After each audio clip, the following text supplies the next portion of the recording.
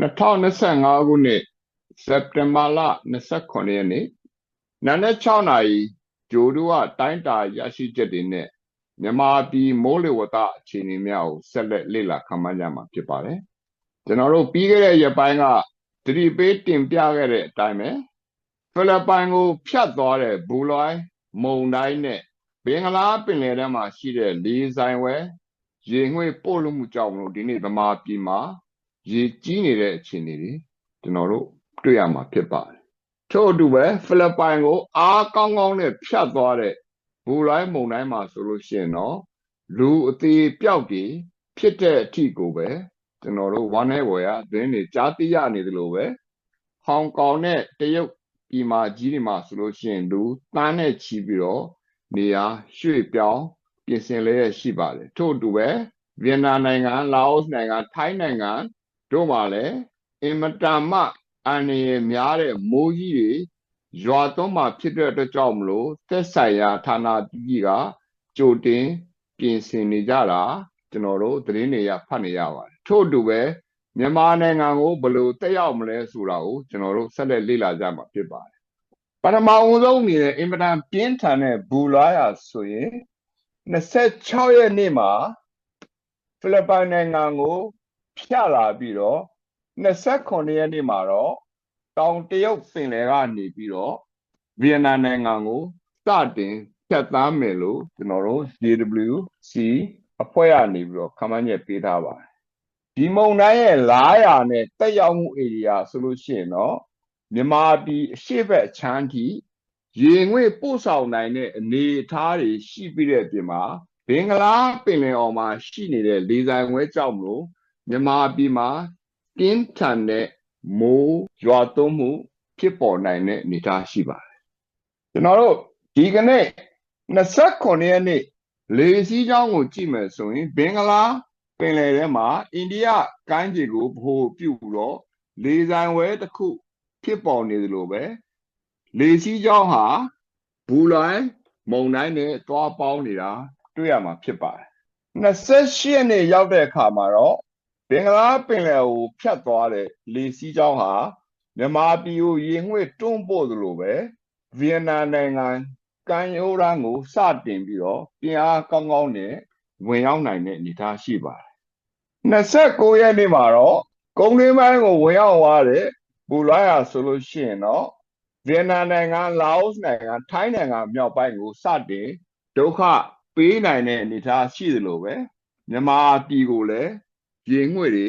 ဝင်လာတဲ့အနေအထားရှိပါတယ်မုန်တိုင်းကပို့လိုက်တဲ့ရေငွေ့နဲ့လေစီးကြောင်းကြောင့်မလို့ဘင်္ဂလားပင်လယ်ကတွန်းပို့တဲ့ရေငွေ့နဲ့ပေါင်းစုံပြီးတဲ့အခါမှာမြန်မာပြည်မှာတဲမဲမိုးရွာမဲ့အနေအထားရှိပါတယ်ဒါကတော့30 ရက်နေ့ဘင်္ဂလားပင်လယ်လေစီးကြောင်းဟာပုံမိုးအားကောင်းလာပြီးတော့မုတ္တမပင်လယ်ကွေ့ကနေပတ်ပြီးတော့မြန်မာပြည်အလယ်ပိုင်းကိုဝင်သွားတဲ့အနေအထားဆိုရင်အန္တရာယ်မှစိုးရိမ်ဖွယ်အနေအထားဖြစ်လာနိုင်ပါတယ်ထို့အတူပဲတရက်နေ့မှာစောစောကမုတ္တမပင်လယ်ကွေ့သွားတဲ့လေစီးကြောင်းဟာမြန်မာပြည်ကမ်းရိုးတန်းကိုအမိပြုမှာလေဆိုင်ဝဲတစ်ခုထပ်ပြီးတော့ဖြစ်လာနိုင်တဲ့အနေအထားဆိုရင်အန္တရာယ်ရှိလာပြီလို့ပြောရမှာဖြစ်ပါတယ်ထို့အတူပဲအဲ့ဒီလေဆိုင်ဝဲဟာအားကောင်းလာပြီးတော့အပူပိုင်းမုန်တိုင်းအဆင့်နဲ့ဘင်္ဂလားဒေ့ရှ်နိုင်ငံကိုဝင်သွားနိုင်တဲ့အနေအထားကိုကျွန်တော်တို့ယာယီခန့်မှန်းလို့ရရှိတဲ့အတွက်ကြောင့်မလို့မြမကမ်းရိုးတန်းပင်လယ်ဒေသနေထိုင်သူအားလုံးသတင်းအစစ်မပြတ်စီရန်အတွက်စောင့်ပြီးတော့နားထောင်လေ့လာကြပါ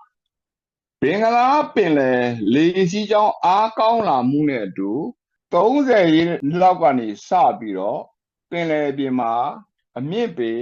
3 ပေကနေပြီးတော့မှ10 ပေအထိရေလှိုင်းနေ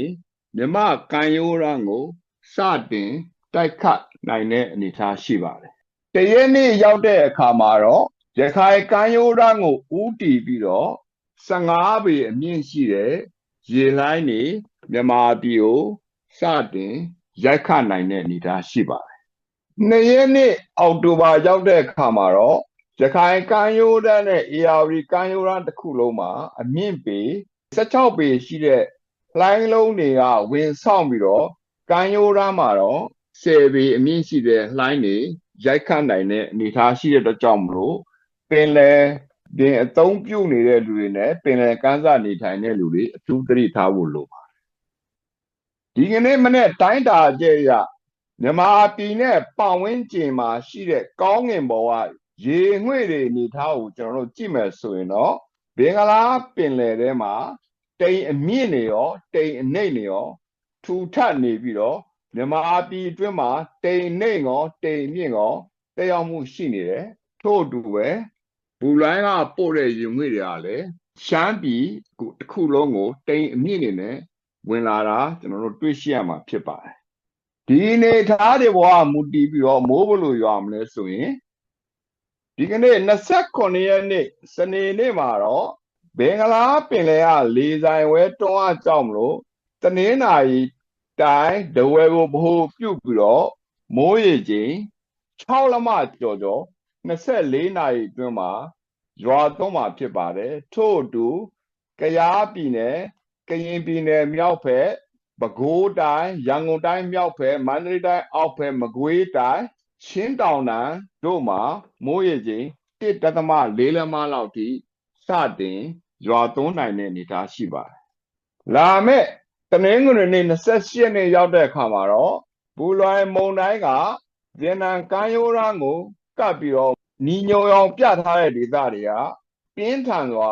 မိုးရွာသွန်းခြင်းဖြစ်တဲ့အတွက်ကြောင့်မလို့ကျွန်တော်တို့သဘာဝဘေးအန္တရာယ်ဒဏ်ခံကြရဖို့ရှိပါတယ်အထူးသဖြင့်ဗီယက်နမ်လာအိုနဲ့ထိုင်းနိုင်ငံတို့ဖြစ်ပါတယ်ထို့အတူဘင်္ဂလားပင်လယ်ကရှိတဲ့လေဆိုင်ဝဲကြောင့်မလို့တနင်္လာရီတိုင်းကမ်းရိုးတန်းဒေသနဲ့တောင်ပေါ်ဒေသတွေမှာမိုးရေချိန်9လက်မလောက်အထိရွာသွန်းသလိုပဲအခြားတိုင်းနဲ့ပြည်နယ်တွေမှာနေရာကျဲကျဲနေရာစိတ်စိတ်မိုးရွာနိုင်တဲ့အနေအထားရှိပါတယ်တနင်္လာနေ့29ရက်နေ့ရောက်တဲ့အခါမှာတော့မန္တလေးတိုင်းအောက်ဘက်ကနေပြည်တော်ခရိုင်ဒေသပဲခူးတိုင်းအထက်ဒေသအေရဝတီတိုင်းကရင်ပြည်နယ်တို့မှာအနည်းငယ်နေရာကွက်ပြီးတော့မိုးများနိုင်တယ်လို့ပဲတနင်္လာရီတိုင်းမှာတော့မိုးရေချိန်4လက်မလောက်အထိနေရာကွက်ပြီးတော့မိုးကြီးနိုင်တဲ့အနေအထားရှိပါတယ်လာမယ့်30ရက်နေ့ရောက်တဲ့အခါမှာတော့ကုန်းတွင်းပိုင်းကိုဖြတ်ဝင်လာတဲ့ဘူလွိုင်းမုန်တိုင်းရဲ့ပို့ဆောင်မှုနဲ့ဘင်္ဂလားပင်လယ်ကဝင်လာတဲ့ရေငွေ့တွေကြောင့်မလို့ကျွန်တော်တို့တနင်္လာရီတိုင်းမွန်ပြည်နယ်ကရင်ပြည်နယ်အောက်ပိုင်းပဲခူးတိုင်းရန်ကုန်တိုင်းအောက်ပိုင်းတို့မှာအင်မတန်မှမိုးတီးထန်နိုင်တဲ့အနေအထားရှိပါတယ်ထို့အတူမန္တလေးနဲ့နေပြည်တော်ကြားမှဒေသတွေမှာနေရာကွက်ပြီးတော့မိုးကြီးနိုင်တယ်လို့ပဲရခိုင်ပြည်နယ်ချင်းပြည်ဒေသအချို့တွေမှာမိုးကြီးနိုင်ပါတယ်မိုးရနိုင်တဲ့ဒေသတွေကတော့ချင်းပြည်နယ်မကွေးတိုင်းမန္တလေးတိုင်းပဲခူးတိုင်း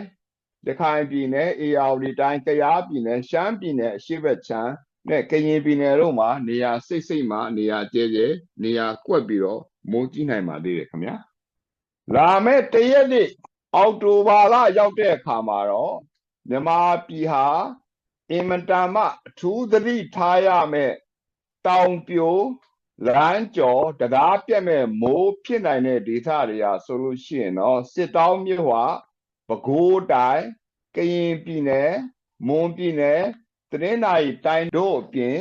ရခိုင်ရိုးမချင်းတောင်တန်းတို့မှာနေရာကွက်ပြီးတော့မိုးတီးထန်နိုင်တဲ့အနေအထားတွေရှိတဲ့အတွက်ကြောင့်မလို့မိမိတို့မိတ်ဆွေတွေကို YouTube ကနေပြီးတော့မျှဝေသလိုကိုသက်ထွေးနိုင် Telegram ကနေပြီးတော့ download လုပ်ပြီးတော့မျှဝေပေးပြီးတော့တဘာဝပေးအန္တရာယ်ကိုအတူတကွကာဝယ်ကြပါ